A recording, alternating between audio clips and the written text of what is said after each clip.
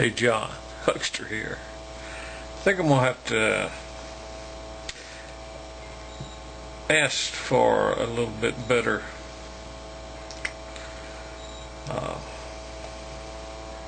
least some references to your statements concerning the belief in Jesus and no extra biblical writings about Jesus, at least by his contemporaries. Now, his contemporaries wrote plenty about him in the Bible, but outside the Bible you have the letters of Pilate that he wrote to Rome concerning the punishment that had been inflicted on this man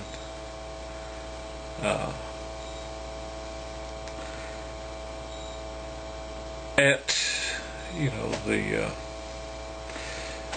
will of the scribes and Pharisees and the people. I'm not sure where this letter from Pontius Pilate, which he wrote to the Roman emperor concerning Jesus Christ, originated, where it came from, but there's a lot about it on the internet if you want to check it out. And then there's those Jewish historians that weren't exactly contemporaries with Jesus, but they were there was plenty of those around that wrote about Jesus that was with him. Now you want to exclude that. So after that you have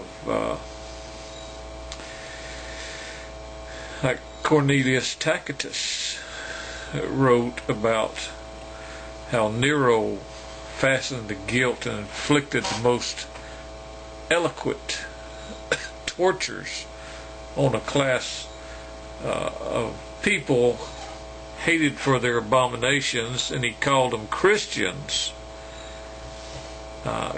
Says that Christus, for whom the name had its origin, suffered the extreme penalty during the reign of Tiberius at the hands of one of our procurators. And then you have Tranquillus, the secretary of the Emperor Hadrian, says, because the Jews of Rome caused continuous disturbance at the instigation of Christus, Claudius expelled them from the city. He talks about the Christians, Christians. You have Josephus, which you pretty much say didn't say anything.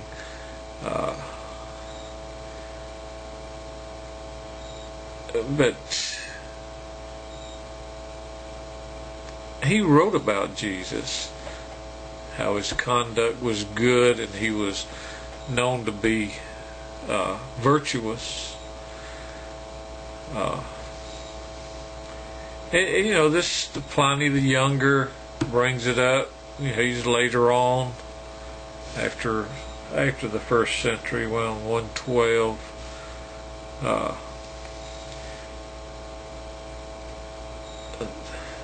Talks about how they sang to Christ.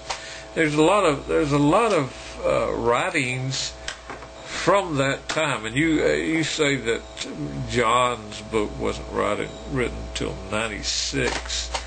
There's plenty of evidence in the Bible itself that it was written before the destruction of Jerusalem. And Revelation is writing to some of the apostles.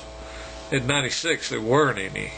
Maybe John himself might have lived till 96, but he would have been a very old man.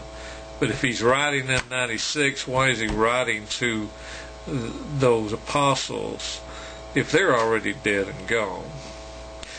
He's writing about the temple that's standing. Most people would say he's writing about a third temple in the future, which the Bible doesn't talk about a third temple. Jesus is the temple. He is the cornerstone. We are to be laid stones in there with him. It's not talking about a rebuilt physical third temple. John, I like you a lot, and I think you've just been led astray, kind of baffled with the BS that is out there concerning the possibility of these stories being true that's written in our Bible. I think it's how they're put forth by Christians today that makes them so unbelievable.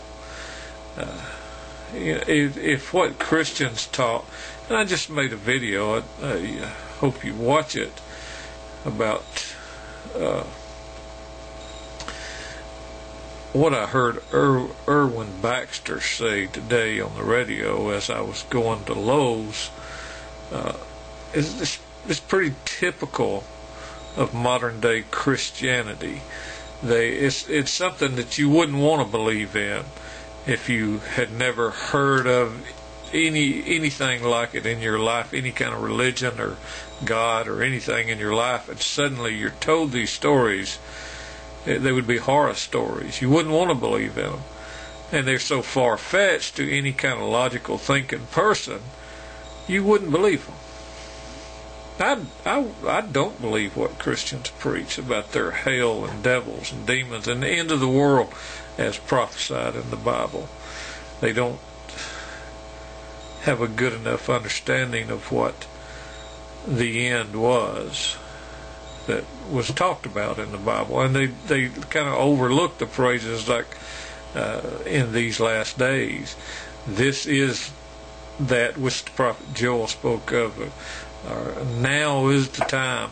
And Revelation itself starts out with, these are things that must shortly take place, and then there's 6 or so more statements to back that out through Revelation that it was at hand.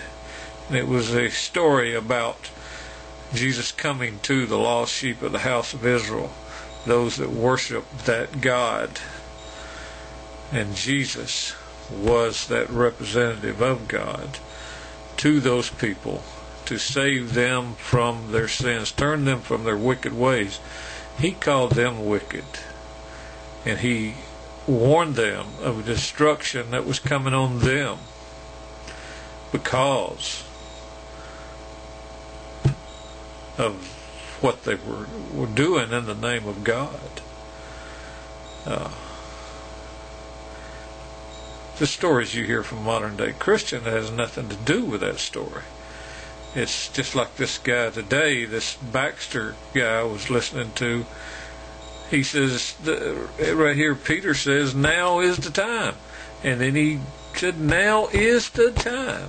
This is the end. He said, it's not going to start happening. It is happening. The end has started now because of what's going on in the world today. And what's going on in the world today is not caused by any prophecies that were written about the last days.